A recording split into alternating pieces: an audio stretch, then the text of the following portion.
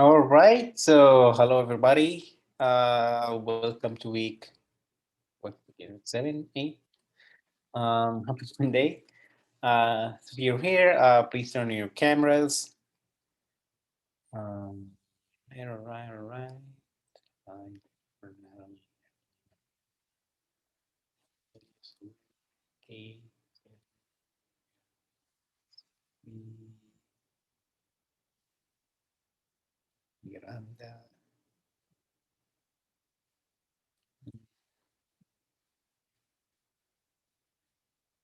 Okay. So before I start, uh,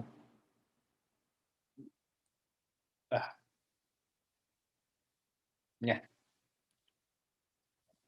And so before I start, could how did the exam go? How was it?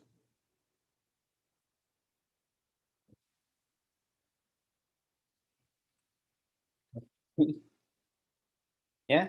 So I see. Yeah. So fortunately, that's reflected on in the overall grade. So you did great overall. Like the majority of you did really well. I think you could see that. Not sure if you could see the class average when you submitted when you submitted your answers, but the class average is pretty. It was quite high. And I thought the questions were not super easy, but they were straightforward. So they were not tricky. But I think, and I'm fully biased, they were good questions. So I got uh, if people studied, they should be able to answer them. Yeah. So I'm glad that you did well. Was there any question you found very confusing? Not that you found it hard, but you just found it confusing in the sense that it wasn't clear or like was worded unclearly.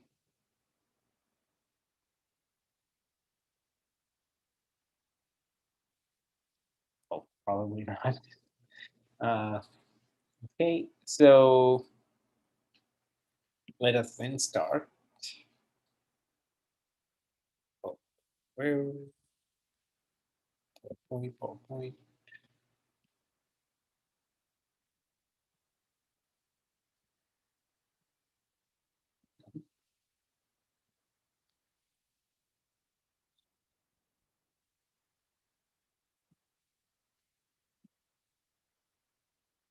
And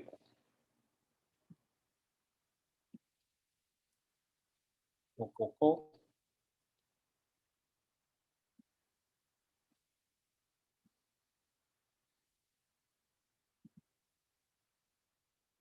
All right, so this week we're going to talk about qualitative research. And so let me explain for a bit why we're studying qualitative research after we talked about ethics.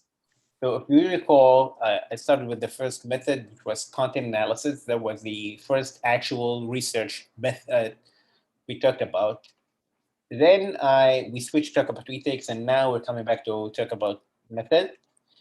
And the reason is qualitative research follows took our class on ethics because qualitative research is like the first method, or like set of methods we're going to talk about that deal with human subjects directly. If you remember when we did content analysis, we did not deal with humans, i.e., like directly. Um, and so that's why content analysis doesn't fall within the purview of the IRB process we talked about.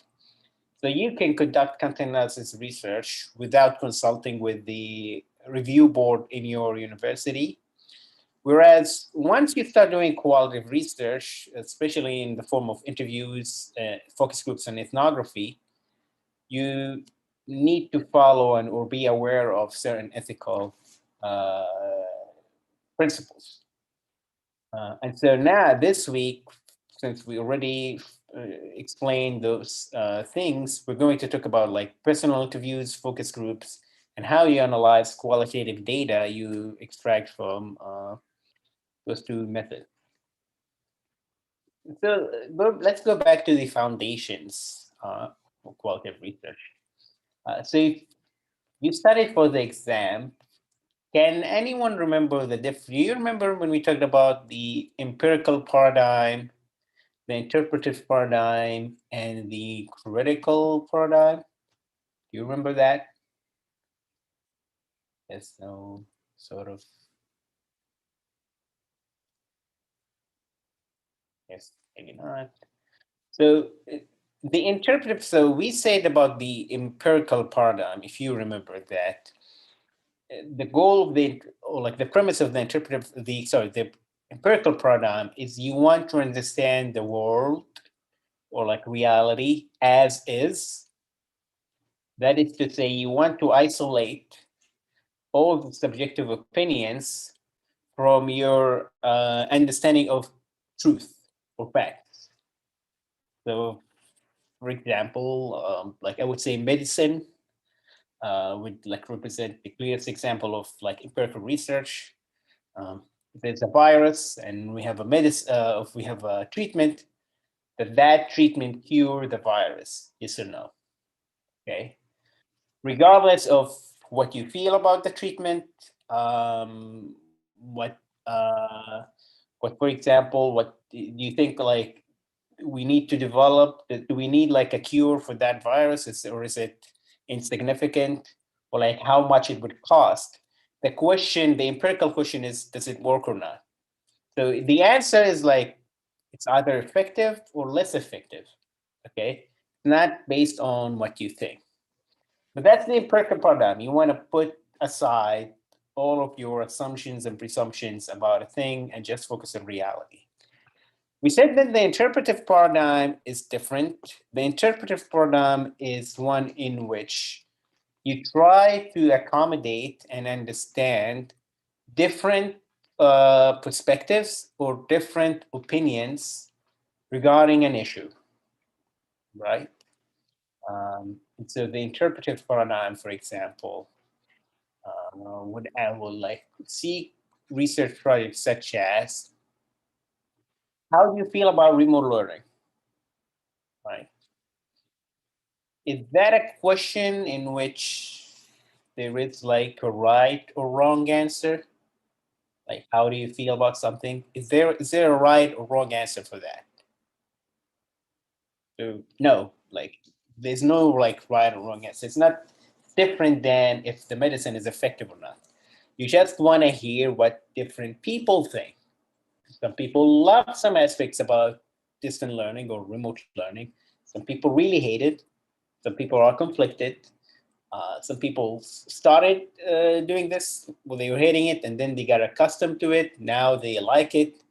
And now, for example, we're hearing stories about people feeling sort of like hesitant or somewhat uh, feeling some anxiety about switching back to in-person learning, right? Like they just got accustomed to this and they started to love it, and now we're asking them to switch back. So that's those type of questions, no like right answer. So it's more like, okay, I as a researcher need to listen to different perspectives and interpret them within a coherent framework, right? Like how I could accommodate saying, okay, here are the aspects that people like, here are the aspects that people dislikes, and here's like the relationship between them. So that's the interpretive paradigm, right? Based on that, it follows an inductive approach as well. So on the exam, we talked about inductive and deductive. So to remind you, the inductive is when, let me actually ask you, if I have a theory in mind and I want to apply it into a situation, is that inductive or deductive?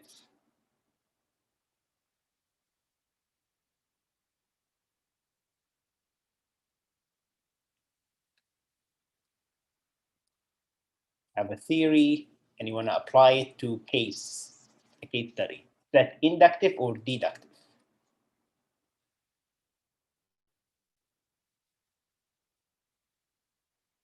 Yes. Thank you, Jennifer. So yes, you have a framework and you're applying it. So yeah, it's the inductive is different. So I don't have any theory about how people react to like remote learning settings. So I just want to hear what you have to say. And then those components might then be later to develop sort of like a framework of how should someone investigate the effects of remote learning, right? And so yeah, it's not based on pre-established theoretical framework. You can have some ideas for sure, what would people say, but it's more about receiving things rather than imposing things. And so that's also related to what we call emic versus edic understanding of culture.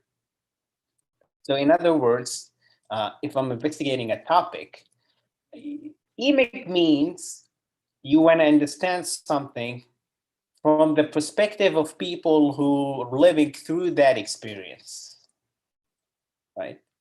Um, so emic and this idea emerged from anthropology. That is to say, we go to, I don't know, the Amazons, and we could have some pre-established notions of what we should look for. So you're comparing, for example, the Amazons rituals regarding, let's say, marriage and birth. You're comparing them to, let's say, like Western notions of marriage and birth and things like that, right? So there's a framework and you're analyzing something against. That's like EDIC, it's from the outside, whereas EMIC, you would go there and try to see it from their own perspective.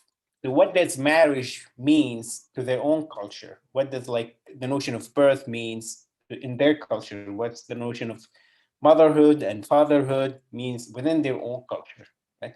That's EMIC. And so the same if we just want to understand your experience as students uh, with remote learning, want to see the things you see it, the priorities you have as you set them. Not like as coming as an academic researcher or as a professor.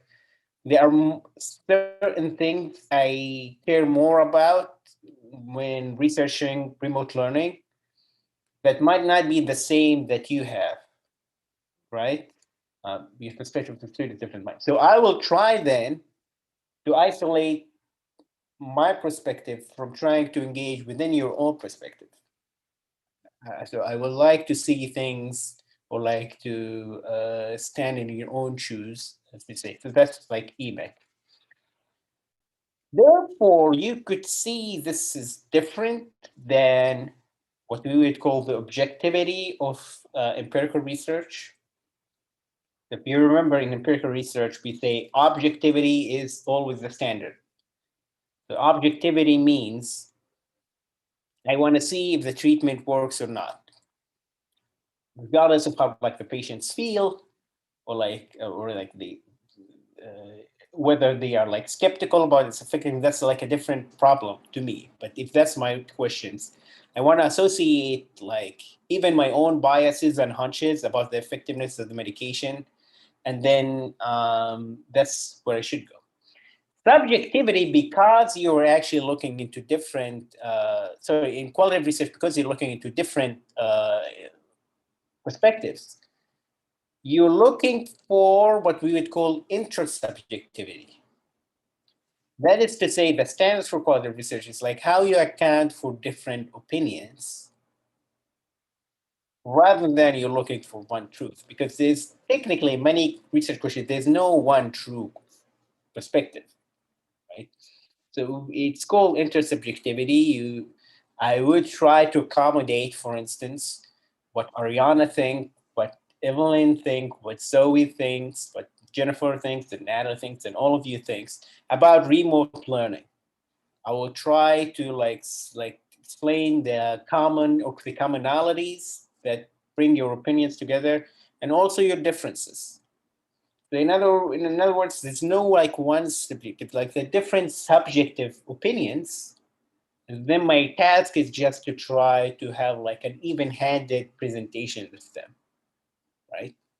But you want to apply that to medicine or like medical research, right? So not like Dr. College thinks it's this way and Dr. Plum thinks that way. And here this. No, if you're doing medical research, you have to specify, okay, objectively, is it working or not? Because that's a key difference. And so because you're trying to have an image, so qualitative research gives you a richer description of reality. So give you a very simple example to continue. So if I ask you, how satisfied are you with remote learning on a scale of 1 to 7? And maybe even I ask you, okay, how satisfied, how comfortable, how I don't know, enjoyable, but it's all 1 to 7. Contrast that with if I sit with each one of you via Zoom for like 30 minutes and tell you, okay, tell me about your learning experience for the last year. Okay. Which one would give me a richer picture of the situation? The first one, the first set of questions with the scale, or the 30-minute interview with each one of you? Which one would give me a richer description or a more rich description?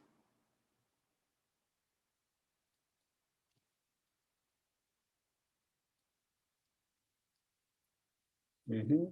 Right? Yes. Yeah. So yeah. So the interviews, right? Because I could hear, could hear more effective. Yeah. So that's what we mean by qualitative research. So that's to define it. So qualitative research, what you try to do is you try to compress or to encapsulate a large or a vast amount of data and opinions and anecdotes, things like that, into something that's manageable, like to clearly explain themes or patterns. So that's similar to what you did when you did like content analysis. So there's some organization, some donut place, like they have 300 tweets, right? Can we summarize those 300 tweets into 4 major categories? And so the same if you're, I don't know, the experience with remote learning. I'm sure even I've talked with you, there would be like 4 or 5 different themes that emerge. Like the majority of you will bring up, right? When I talk about your experience with remote learning, right? So we conduct qualitative research because the reason is because human behavior is like complicated and it's messy and complex to try to understand it. Like it's different when you say, "Do you like something or not?" We don't think in like we don't think in binary or like linear terms. So even when you hate something, you like some things about it, right? Um, so let me conduct a really quick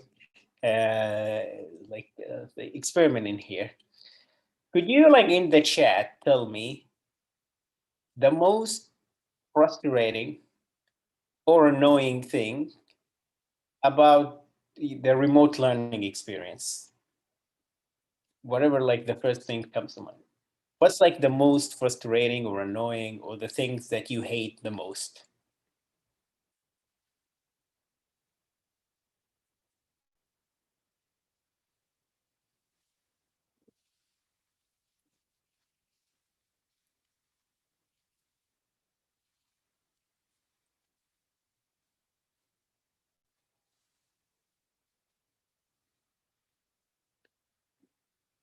Mhm, mhm.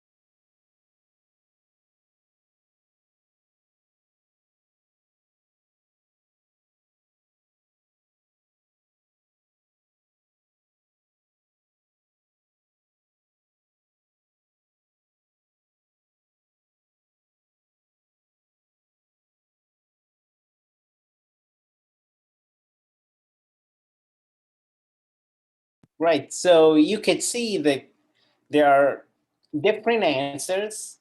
Like if I ask you, are you annoyed or like unsatisfied with it? And assuming you're supposed to be said unsatisfied. I don't know. I won't know why exactly is that. But here from your answer, like we have different like things, different themes. So some of the themes that emerge from this brief interview, or like a it's like yeah, like the technological aspects, right? Like connectivity, Wi-Fi issues, Zoom networking, either from your end or from the instructor's end, right? Zoom fatigue, as some of you answered, like or like the idea, like you're sitting in front of your screen for at least 6 hours, sometimes a day, and so you do your classes in Zoom, and then you do your homework and subjects, and maybe do other research and even your entertainment. And so by 6 p.m., people are not, yeah, not still, yeah, they don't want to look at any screen anymore, right? And yeah, so add to that the human connection part, right? And the sense of isolation or social isolation, not being able to meet your friends and go grab some lunch between classes or drink coffee or enjoying the beautiful campus that you're paying a lot for actually to maintain. And yeah, and add to that the academic aspect, right? So that's what I mean. Like it's complicated. Like just like a simple question saying, "What's the most annoying thing about remote learning?" We're seeing like there are different answers, different themes, and it's not precisely about which one weighs more.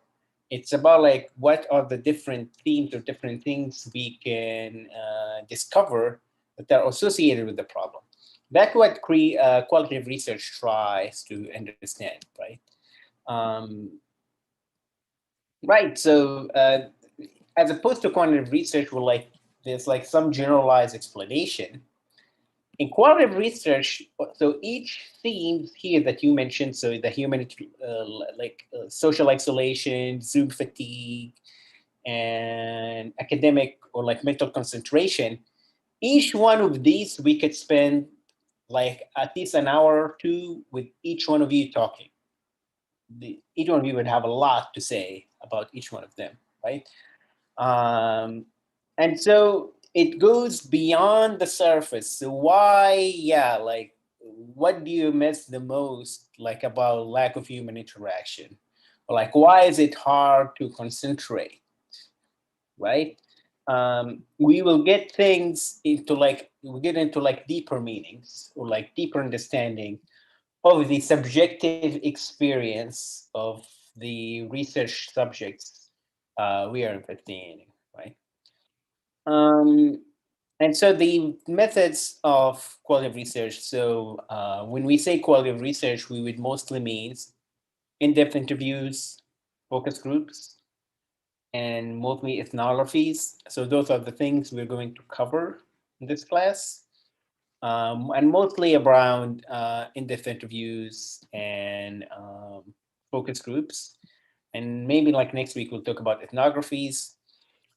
We covered already interpretive content analysis, if you remember, right? So like we pick, like when we do thematic analysis, um, rather than having like a preset framework that we apply, we just try to, from different perspective, how you can explain how like a donut shop talks about itself.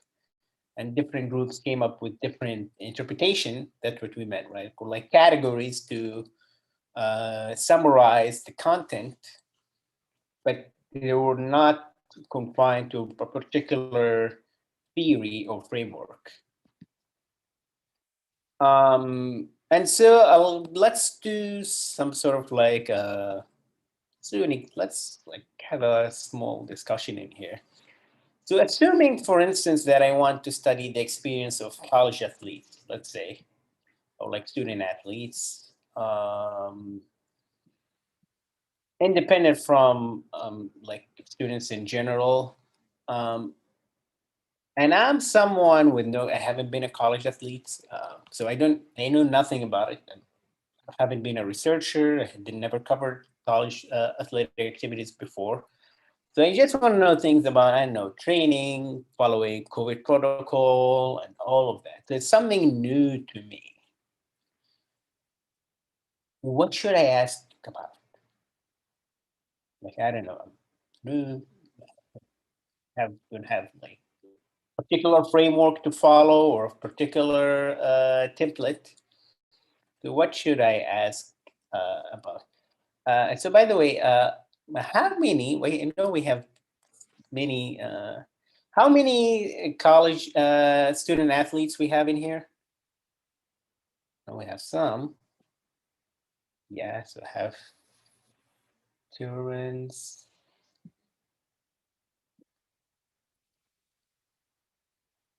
So Terrence, could you remind us again of what do you play?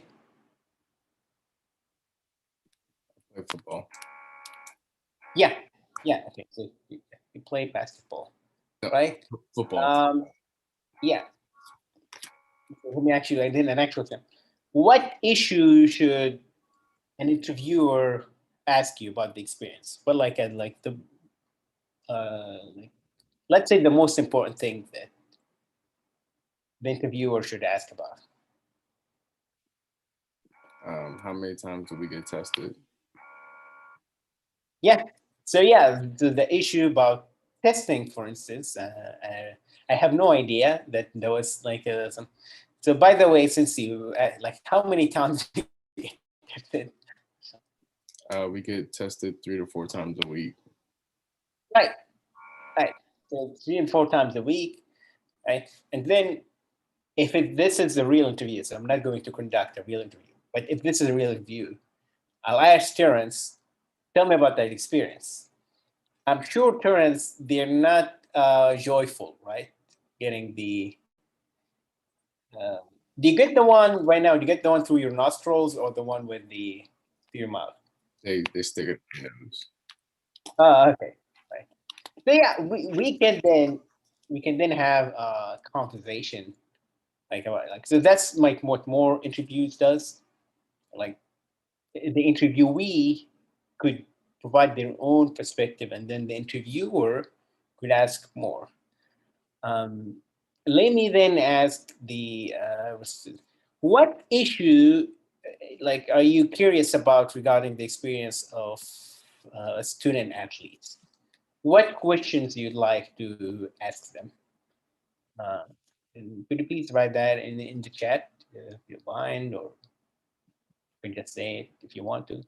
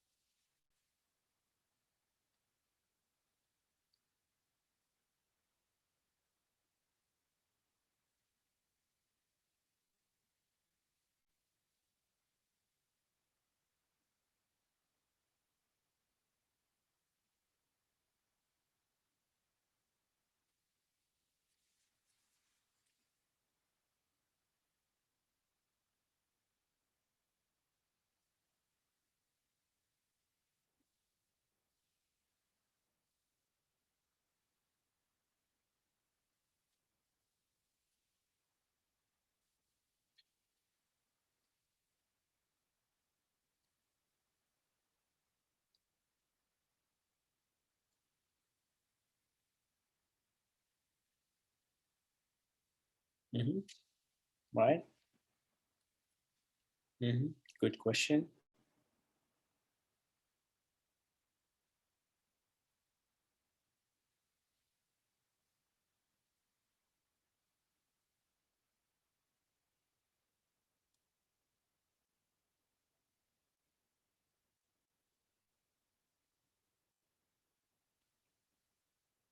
Hmm. Right.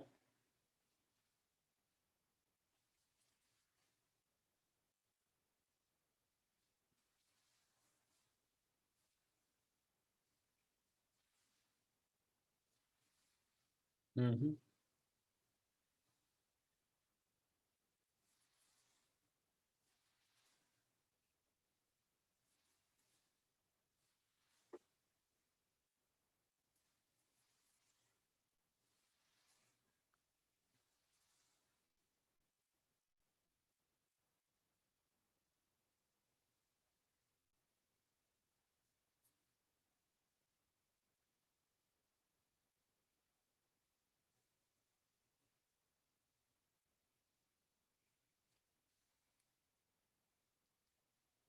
Any other questions?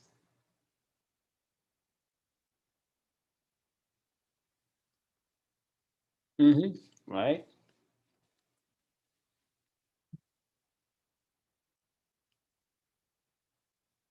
So yeah, we see here some, for example, there could be questions about the long-term effects.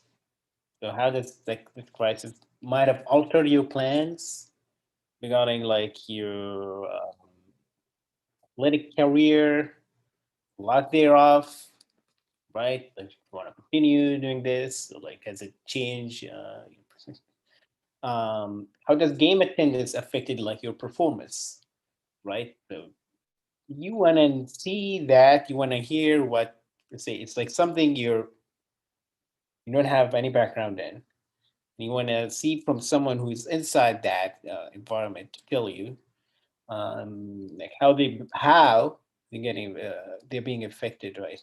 And then there's like some informative things. So like how many times do you get tested?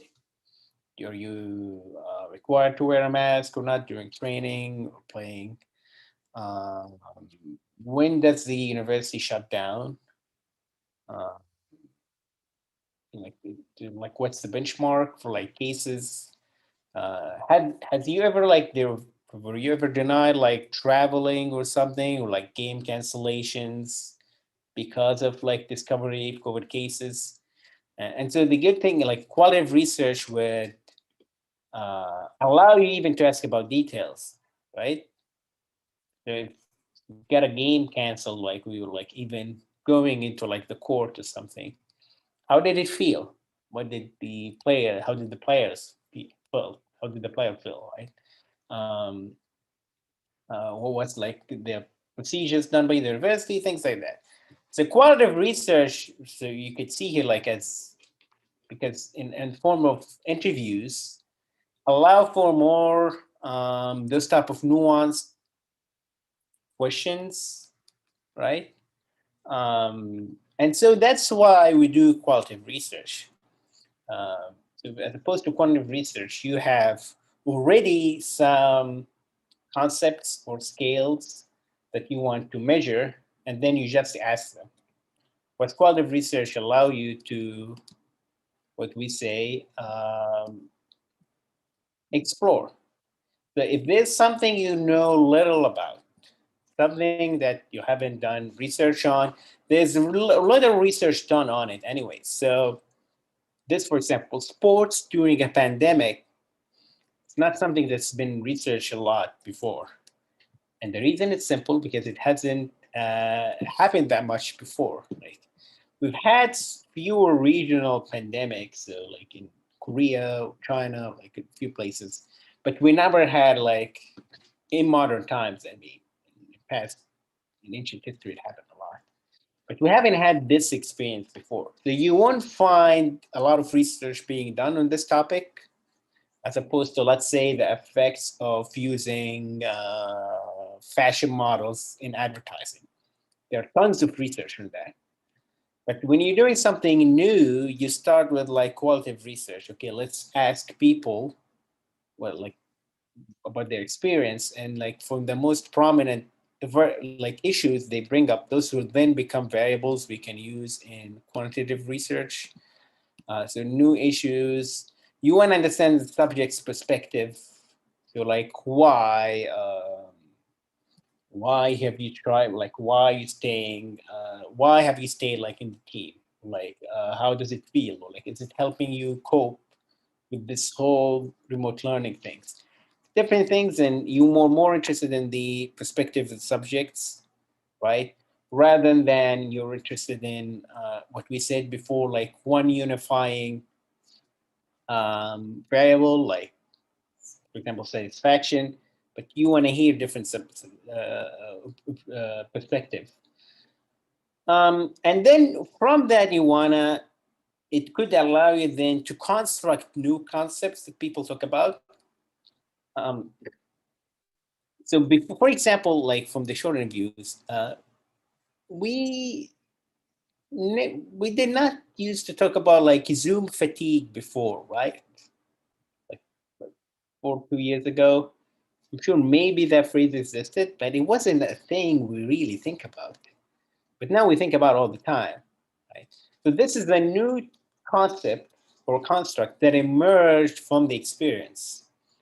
And so you can imagine if we conduct some qualitative research, explain, like trying to talk about different aspects of Zoom fatigue, we can then propose a model like, okay, here's like the criteria or the categories of Zoom fatigue, right? And then that could be used by future researchers in like different experiments, let's say. But so the foundations start with qualitative research, and then it will allow for quantitative research to measure those things more precisely. So here, so like some pros and cons of qualitative research. So as we said before, qualitative research allows for rich data, and it's easy. There are things that is hard to quantify, and it's easier to ask you to elaborate. That will get like a deeper meaning for what you're saying, rather than just looking into a number, like how much are you, or to what extent are you satisfied or happy or depressed or blah blah blah, right? Um, you could hear the participants' own words. So I don't ask you how happy you are. I ask you how are you, or how do you feel about this situation, and then I can hear your own perspectives with your own words. The weight of like the subject's responses is more than what the interviewers try to use, right? It's better for like exploratory research, as we mentioned, so things that haven't been researched before. It's better to use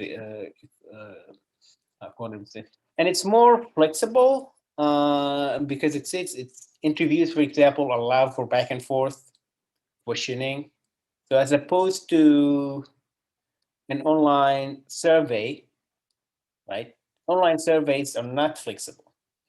Once they send out a survey to you, then that's it. I cannot change based on a question. But if I'm interviewing one of you about your experience, you say something and it sparks something in me, and then I ask about it again. So there's that flexibility that you could change your questions even in the middle of your investigation. The cons, though, is that um, there's a lack of generalizability. So, like common resources. So, let me explain the generalizability part first. The generalizability means the finding from your sample cannot really be generalized to the whole population. So, for example, if I interview, let's say, 5 college athletes from my class, can I generalize their answers to the feelings of the whole population of college athletes in San Diego?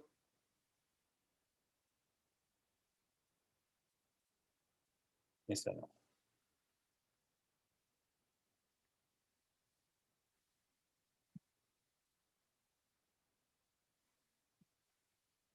What do you think?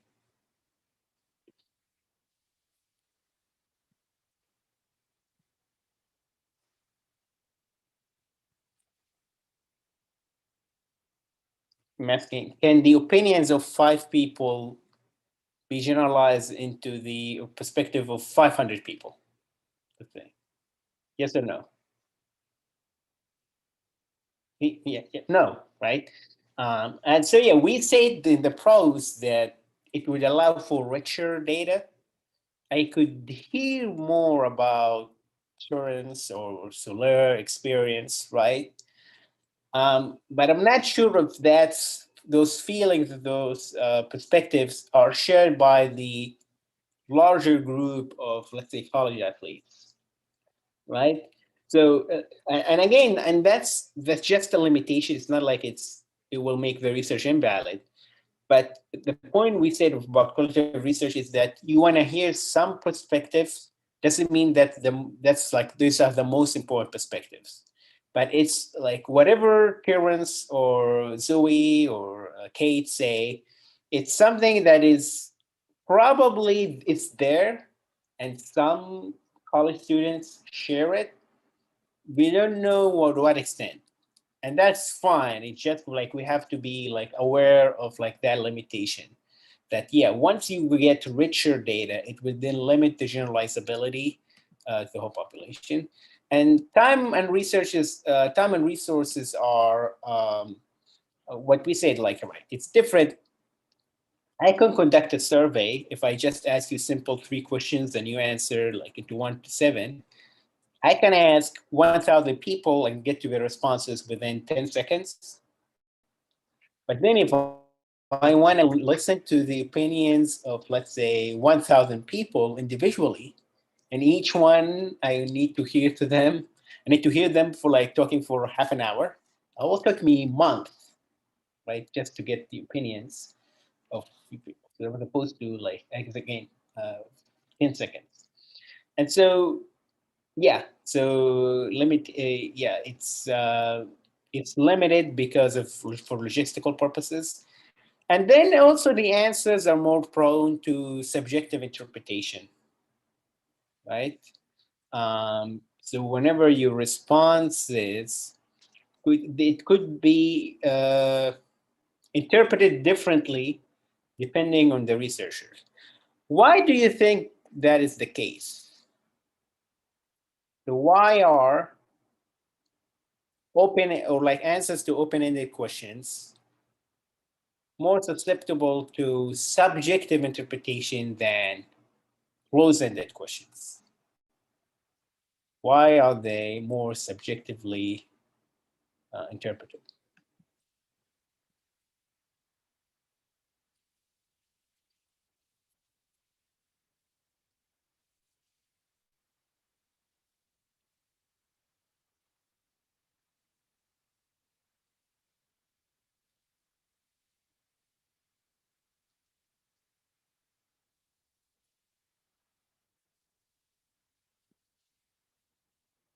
Let me ask you a different question. So when you took the midterm exam, right? It was multiple choice, right? Was that close-ended or open-ended? We have multiple choice, that close-ended or open-ended? No? Right, it's close-ended. So do I have to interpret your answers or I can just program the Blackboard to pick the correct answer? Or do you have to interpret the answers? Yeah. So yeah, it's I don't interpret your answers whatsoever, right? You either pick the correct answers or you didn't.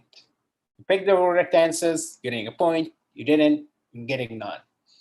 But when I grade, for example, essays or like your answers to open-ended questions, isn't it? Is the grading more subjective or more or less subjective than grading multiple choice exam, right?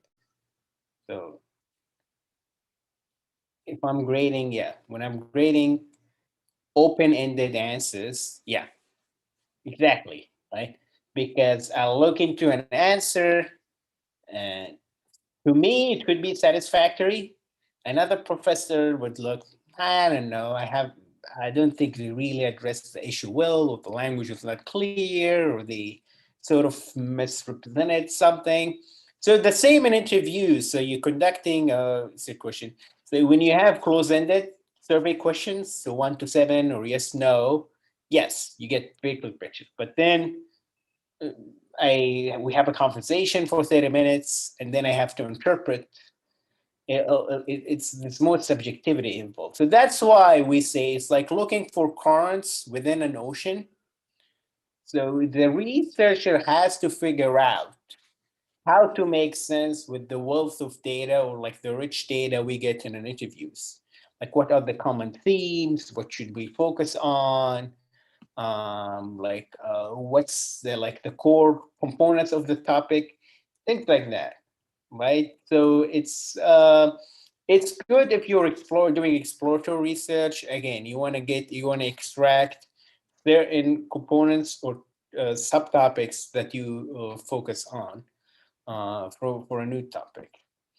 So now we're gonna wrap up very soon. So we'll start talking about interviews. And I'm sure you're all familiar with interviews. So like there's an interview or an interviewee, and so in-depth interviews would be one-to-one, whereas focus groups have groups. So they run for like 30 to 60 minutes in academic research.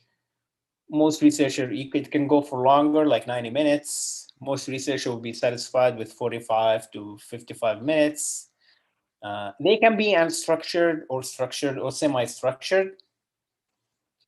The structured interviews is like, I have a list of questions, I stick to them, and I ask them and I get a response. And you might see that in TV interviews, right? Like the reporter or like just reading from a list of questions, and then they're expecting like even sometimes prepared answers from, let's say, the interviewed politician or celebrity.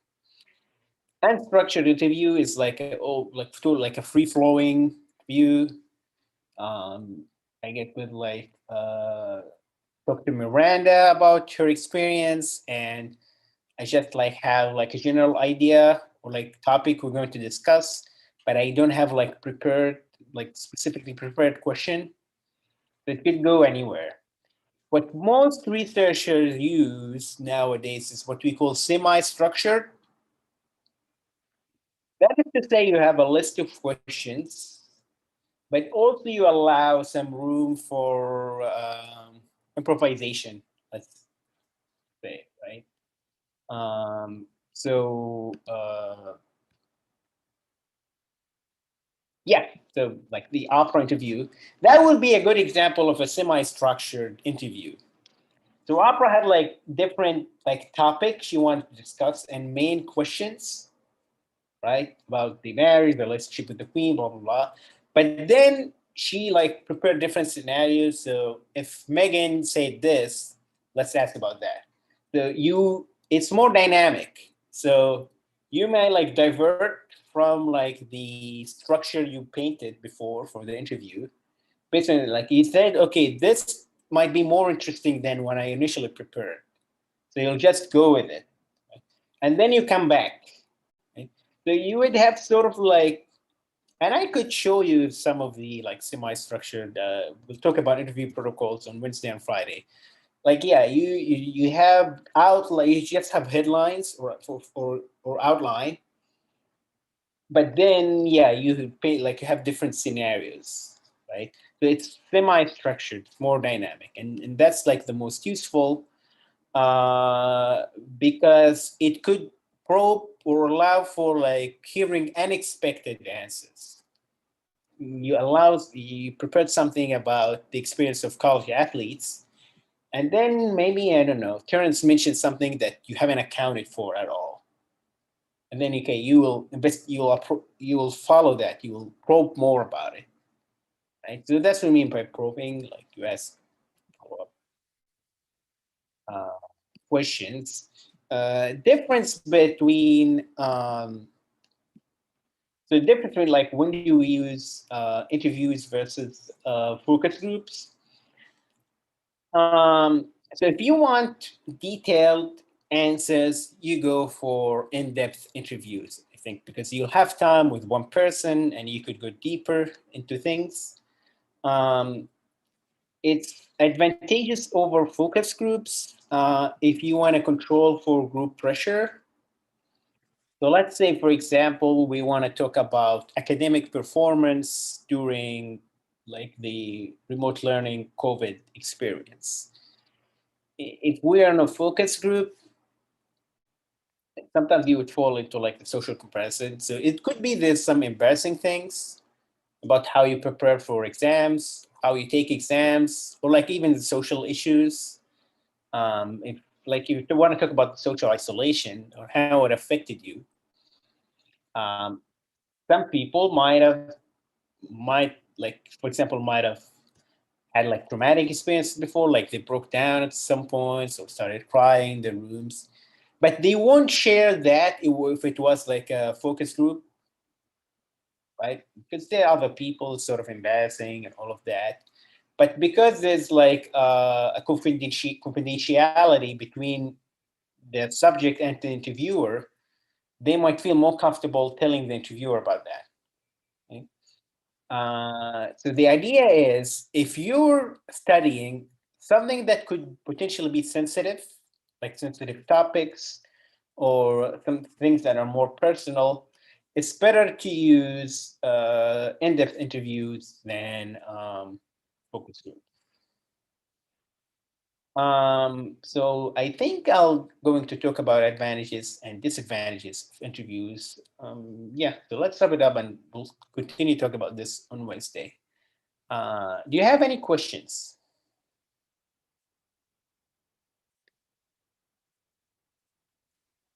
Okay, so I think that's it. Then enjoy the rest of your day, and I think I'll see you later.